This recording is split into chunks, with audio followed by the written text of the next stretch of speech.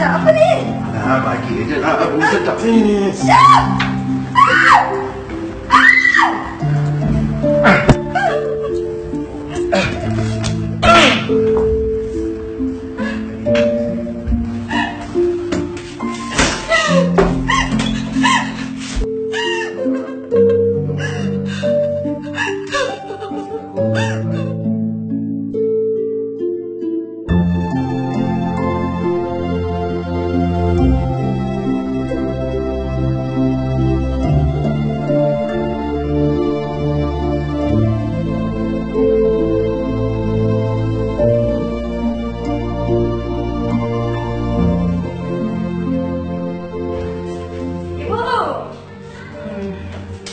Kau ni dah kenapa?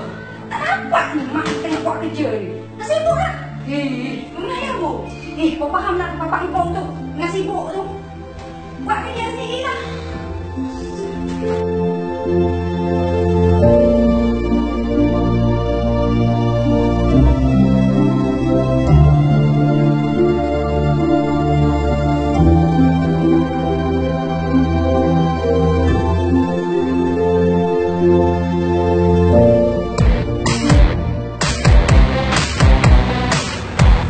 Abang nak tegur.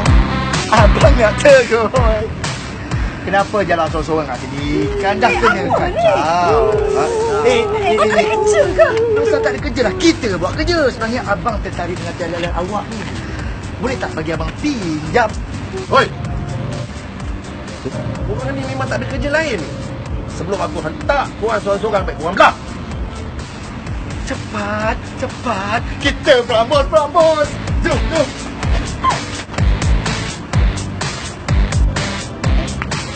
Syah, ni kawan Aika. Ya. Kak, tak ada kat sini korang-korang. Bosan lagi kat rumah korang. Dia keluar ni. Ika? Lepas ni kami tak akan buat Ika bosan lagi. Kita boleh paksa dengan kawan. Okey. Aisyam.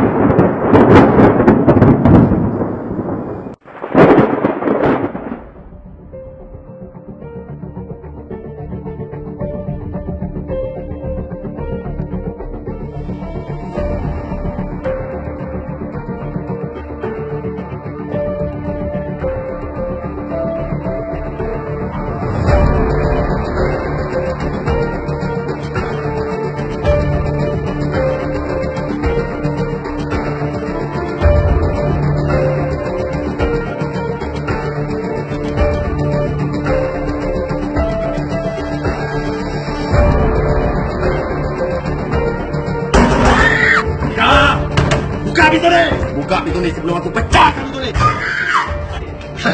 Baru kau tahu apa rasa nikmat dunia.